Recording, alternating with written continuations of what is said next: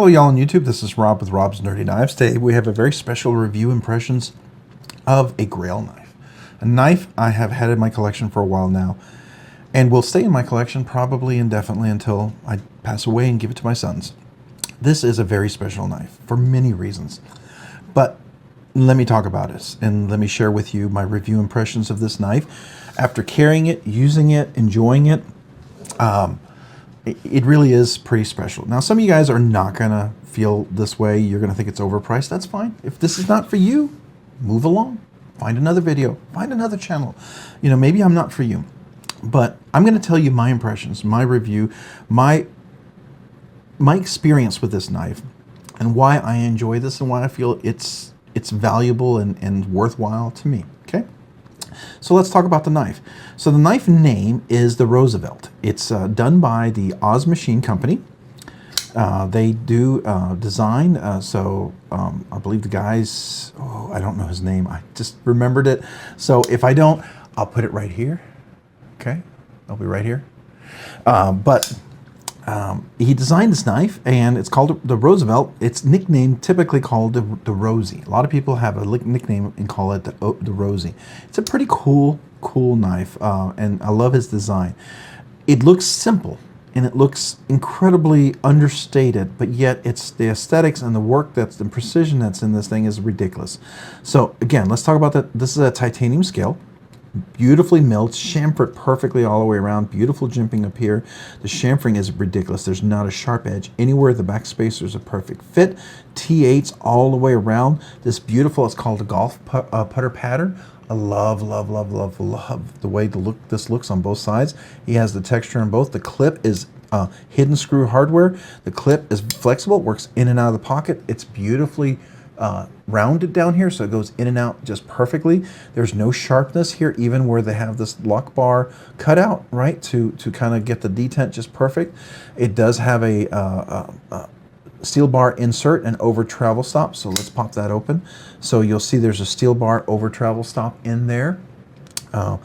It does have two detent balls in there. There's two detent balls on that lock bar, and it goes and it clicks into the actual blade itself. This is beautifully milled out for weight relief, so it's incredibly light. It's phenomenally light for what you get, which I love. I love this, by the way. And this particular one is number 1299 of the Oz Machine Company Roosevelt. So this is version 1299, right before 1300, right? So just pretty awesome.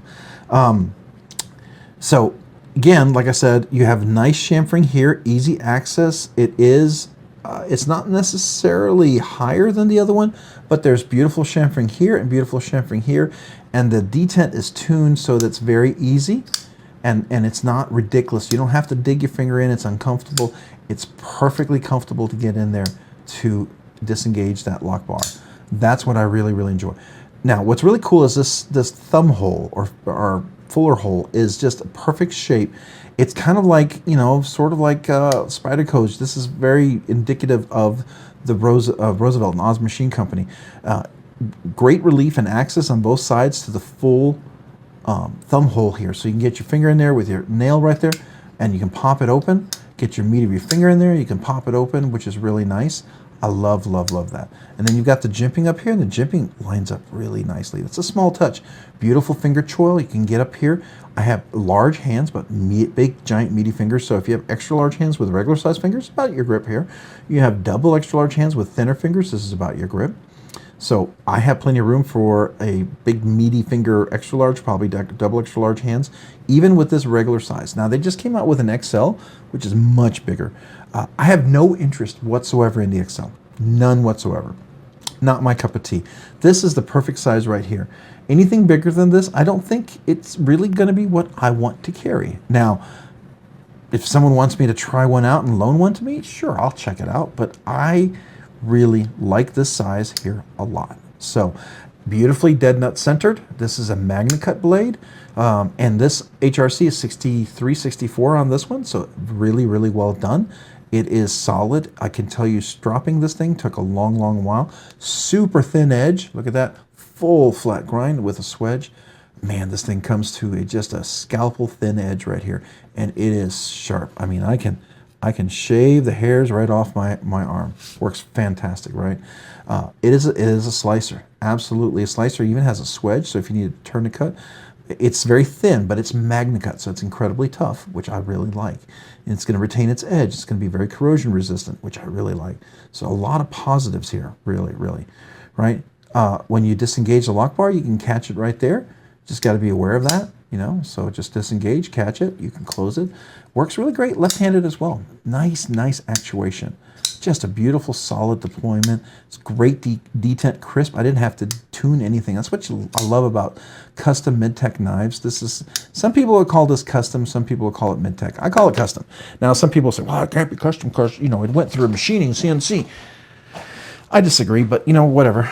If you have to do the Thor Ragnarok kind of like, you know, got to go out there and put your hands into the fire and get the sun to melt the special metal, you know, and then you know, create the special steel, and you got to, you know, whack it there over the, you know, the giant anvil for hours and hours and heat treat by hand, and you know, everything's got to be hammered. Then yeah, okay, it's not a custom, but I don't know if I want that knife. I want a knife that's done well with the right process that's repeatable, and this is done well. And there's a reason why it's expensive, is because, you know, they have there's a high level of expectations for very tight tolerances, right? And that's why it just fits together, works together so well.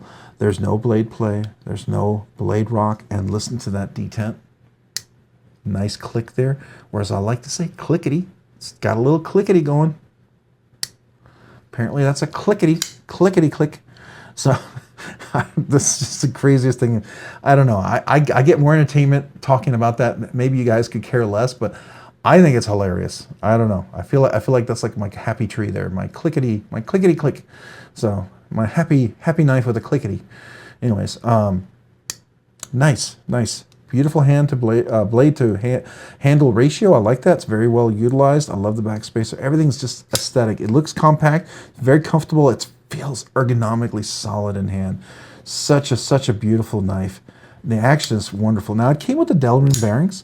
I got to tell you, it was great. It was wonderful. I did replace them with Skiffs, and it made it even better. You know, Trevor Berger Customs, he's gone with Skiffs for all his newer knives. His older knives, he didn't, but his newer knives, I've seen a lot of things come with Skiffs. I've seen other, like Rob Johnson and some other people, they do Skiffs. Tactile Knife Company, the Archer, they have Skiffs in there. So there's a lot of people who are doing Skiffs for a reason, because they're done well, right? So I definitely recommend that. Really cool knife. I like it a lot. So there you go. A very nice knife. So that's the materials, how it opens and closes. You can, you know, let me see if I can do it. I was able to do it before. Yeah, you can front flip it. It's not the most comfortable, but it could be done. And I did it, and I don't want to do it again. But this has one of those fuller deployments that's up there as being one of the most satisfying fuller deployments for a knife in its category. Now, I've had some other knives that have some ridiculously, like the Pony Stout. Now, it is 1/3 the price of this, right? But it is, for its price range, it is one of the best thumb hole deployment knives out there. But it's no Oz. Okay, I mean, I love it. Don't get me wrong. You know, this is a great Bestech knife. I love it, and it's one of those right now for this price range. That fuller, that action is ridiculous, and I love it. You know, and it's got a beautiful hollow grind, all that stuff. It's wonderful, right? I love that, but it is 1/3 the price. But it's great. It's great for the price range that's in. This is just a different caliber, and you can feel it. And once you know it, doesn't mean that it feels super heavy. It's way better. It's just the way it feels. It feels more solid. It feels more put together. It's kind of like you get inside when Kia first came out, and they were kind of rickety, and you got in the car and it rattled after a year or two. And then you got into a Honda Accord, and it just sounded so much better, more solid. And then you got into a luxury car like a Lexus or a Mercedes, and it was a whole different thing. It's just everything fits well. There's nothing that rattles. And that's kind of like what I feel like when you get into this knife. You'll only notice the nuances of those things until you are in that realm and start handling these types of knives. And I think it's definitely worthwhile. I think it's absolutely worth what you experience in those realms. That's just my humble opinion on that. You may disagree, and if that's not for you, then this is probably not a knife for you. I get it. Can move on. Go check out another knife, or check out one of my other videos when I talk about a less expensive knife. But I love this knife. I have to tell you the story. A reviewer allowed me to check this knife out. They mailed it in. They allowed me to review this knife because I always wanted to check out a Rosie, and this happened to be the exact Rosie that I've always wanted. The golf milled pattern, this beautiful stone washed blade, right? This beautiful stone washed deep pocket carry clip. You know, could you put the mill pattern on here? Yeah, but it's not necessary. It really isn't. This is gorgeous enough. Magnacut. This is the exact one that I've always wanted. So they allowed me to check this out. And it turns out I was like, man, I had an emotional experience unboxing this thing. If you go back, you look at the unboxing of this, it's been quite a while ago. I was pretty overwhelmed. It was overwhelming because it was one of my first really nice knives. I mean, I had an Olamic Custom that was gorgeous. I still have it. Love that knife. My whippersnapper will continue to have it.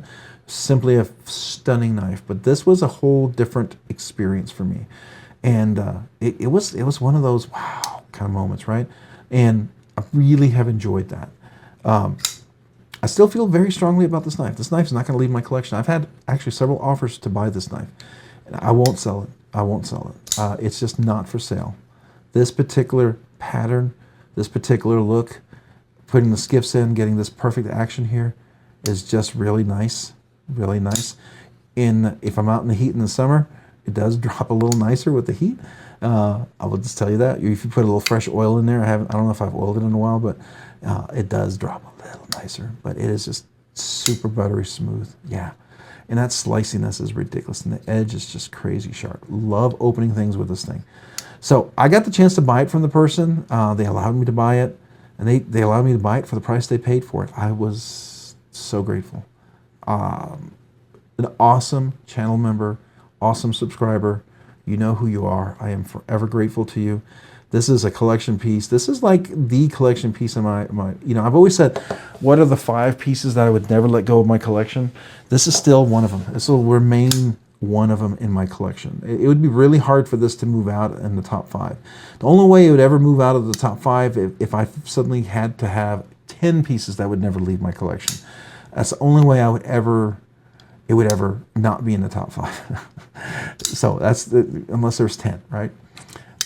It's not leaving the collection. So it's one of those things that if I had to sell this because my child needed a kidney or my wife needed, okay, I would, because no material possession is more important than family. I get it, but barring that extreme thing, this is not something I would just sell to get another cool knife. No.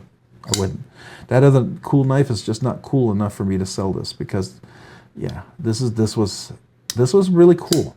I really like this. So yeah, there you go. That is some thoughts behind there. I know it's a lot of lead up to everything else. So let's do some measurements on this knife so you can get down to the tactics of it, brass tactics, if you will. So I think this is about 3.8 inch, 3.8. No, it's 3 ounces. Wow, it's super light. It always felt like it was heavier. So 3 ounces, okay. I thought it was a little heavier than that. I'm wrong. All right. So it's actually 3 ounces. Okay, very cool. So let's do the overall length of the knife. This is where it kind of throws you off. This is where it gets a little Spyderco-ish, right? So the overall length of this knife, going from the tip here to the back, is 7 inches. And it's right just a hair under 7 inches, maybe 6.99, 6.98, right? The overall place where your hand can fit is 4 inches. You have full 4 inches. So extra large hands with big meaty fingers, extra large hands with normal fingers, double extra large hands with skinny fingers. Plenty of room right here for double extra large, double extra large hands. I think it absolutely can work in your hand. So that's my thought on that. Now, cutting length, you are looking at right at 3 inches. If you go from the tip, overall cutting length going from here to here, we are looking at, I want to say 2.8 inches. So maybe maybe 2 7/8 of an inch. I don't know, somewhere around there, 2 7/8 of an inch. Now this is where it gets a little crazy, the blade stock thickness. Now, the thickness here compared to back here is going to be a little different. It's a full flat grind going all the way up. Matter of fact, I might as well do it like this so we can get a full picture, right? Get my mitutoyo, I don't know how you pronounce that. I'm totally butchering it, I know. So let's look at the blade stock thickness from all the way back here, and we're looking at 114 thousandths of an inch, which is pretty thin considering overall that it's a full flat grind, right? So it's 114 thousandths of an inch. Now, if we get out here, then we're 0.0275 inches. It gets pretty thin. And then if you get down here, I mean, you know, it gets crazy thin. So I'll just say it that. It's got this beautiful full flat grind and super slicey and super thin. It is definitely a slicer. I can tell you it works really well as a slicer. I've enjoyed that. I've cut things with it that work really, really great. So those are the measurements. So knife category, where does this fall into? I got to tell you, it's a custom mid-tech. It's well above $600. You're to buy this knife today, I think it's running $850, maybe $950 now, if you buy it from Oz Machine, especially with some of the increased costs and everything that have gone. I think when they first made it, it was like $750, but it's now $850 at least, maybe $900. I don't know, I haven't looked at the recent drops, but it's not cheap, okay? It's not cheap. It costs more with the polishing, the polish, the golf mill pattern, all that stuff does add cost to it. So it is definitely in the custom mid-tech range for sure. So is this EDC hard use and collection piece? I would tell you, is it EDC? I EDC every knife I own, even collection pieces, even custom pieces. I carry them. Now, will I go out to the yard and cut things? No, not with this one. I have with my McNeese because I feel like it's a hard use. I have with my Hinderer. There's certain knives I have no problem doing that, right? It's kind of crazy. But this one, no. But I will cut boxes. I will cut dog food, cat food, fertilizer, mulch, Amazon boxes, letters. Yeah, absolutely. And it does it really, really well. It does it really, really, really well.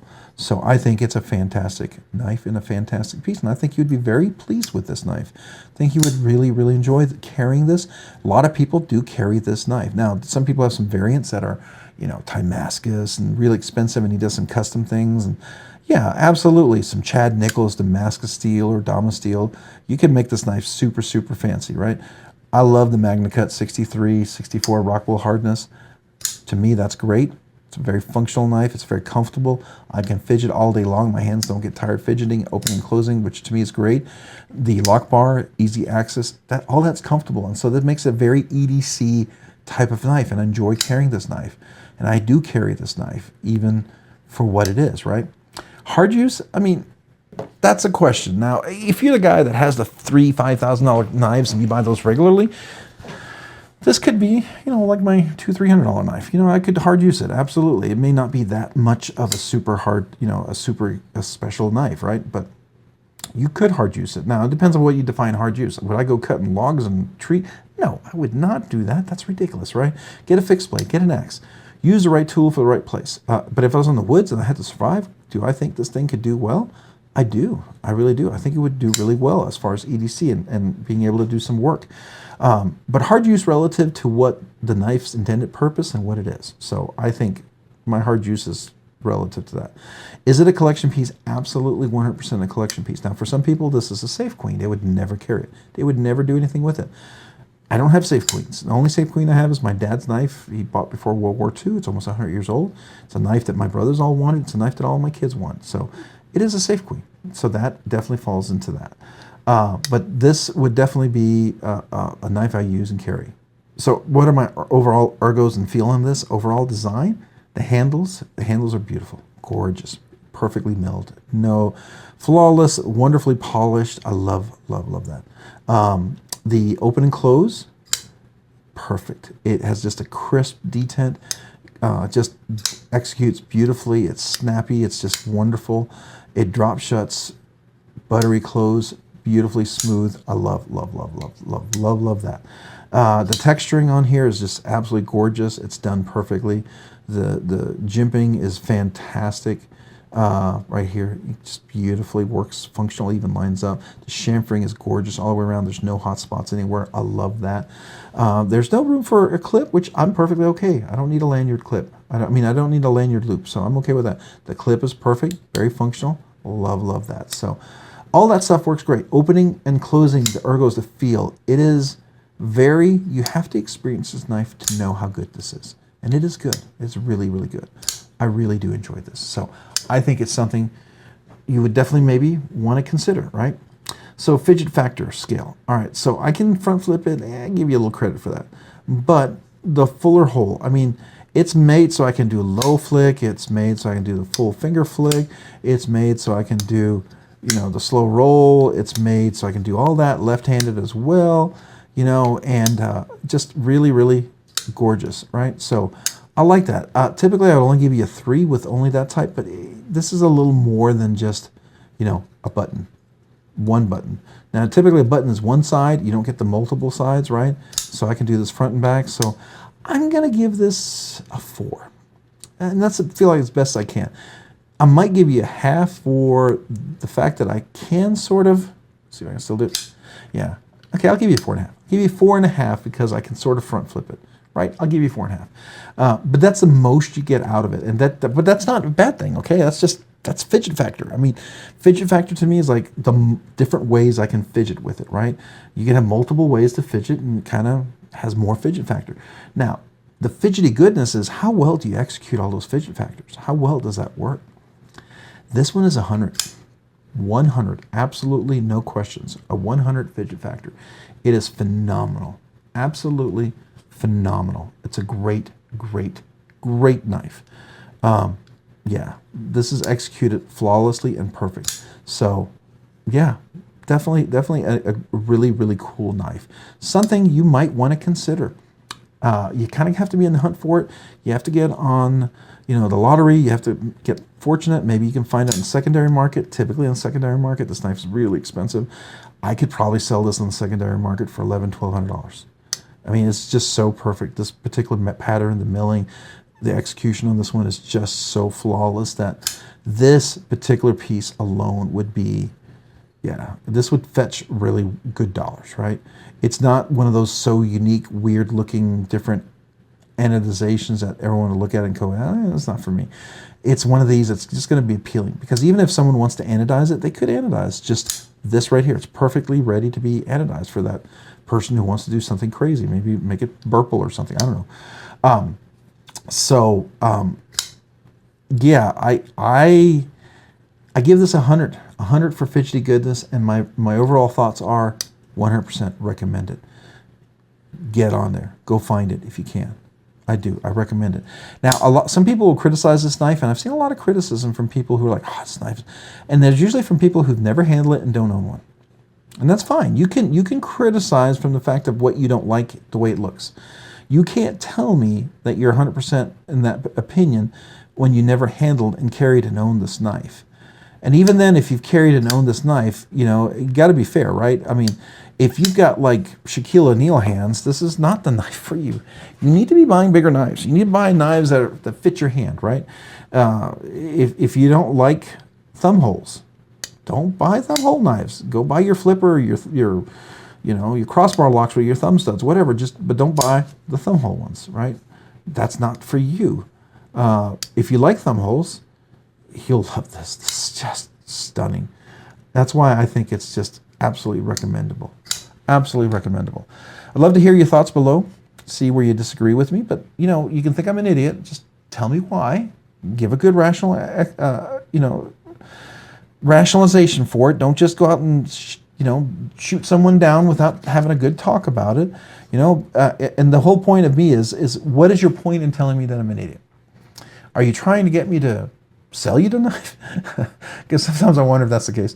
Or you just, because you don't like the knife. Did you have some, bad experience with Oz Machine Company that you're projecting something? I don't know. I'm asking legitimate questions because sometimes people's reaction to some knives are very irrational. They just don't seem logical. And that's fine. You may have that arbitrary, irrational reaction to it. And I guess, we can all defer, sometimes that happens. But you got to be fair about it, right? It's got to be fair about it. If you just don't like it, you don't like it, and move on.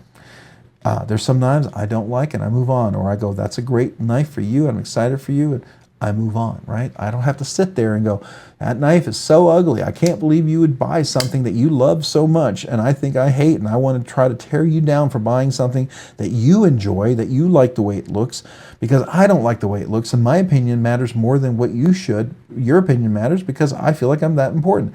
No, that doesn't work. That doesn't work. So stop it. Just stop it. Don't be that person. But be the person that, says it's not for me, and say why it's not for you. Because if someone is in the same boat as you, let's say you have like large hands, it's not for me because of this. They want to know that. Help them out. Maybe it's not for me because I have really small hands because of this. Maybe it's not for me because I don't like thumb deployment knives because I have struggled with this. Maybe it's not for me because, I can't get my finger in there. I don't know. But give a good reason for it that can help someone else maybe either make the decision for it or against it. That's where you're being helpful, right? Where you give your perspective and other people who have maybe a similar perspective can relate. So do that and we can talk. So that's my 2 cents on there. Boy, you didn't think you were going to get a little Rob's rambling there, did you? Well, that's a bonus video within the video, okay? That's a video within a video bonus.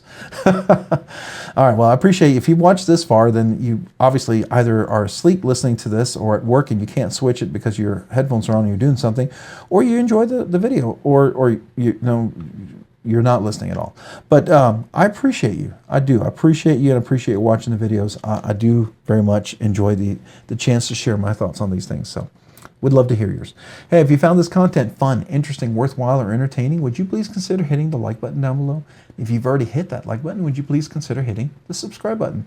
Subscribing and liking the videos really helps out the channel, allows the channel to produce more content, do more things, ultimately do more things for you guys. So thank you. Thank you to every one of you who watch the videos, who like the videos, who enjoy the videos. I really, really, really, really appreciate you. If you haven't already, hit that notification button as well so you can be notified of future content like this video. And also a big, big thank you to all my channel members out there. You allow the channel to do so much more. Without you, we'd be moving slowly, but thanks to the channel members, there's little things we can do extra. It helps cover the cost of shipping. Shipping's really expensive. It adds up. And so I'm always grateful to you guys. And as a small way for me to say thank you, I do a once a month members channel, exclusive channel members giveaway. And so it usually is a very nice knife because so many memberships have come up lately. And you've been so generous with the memberships.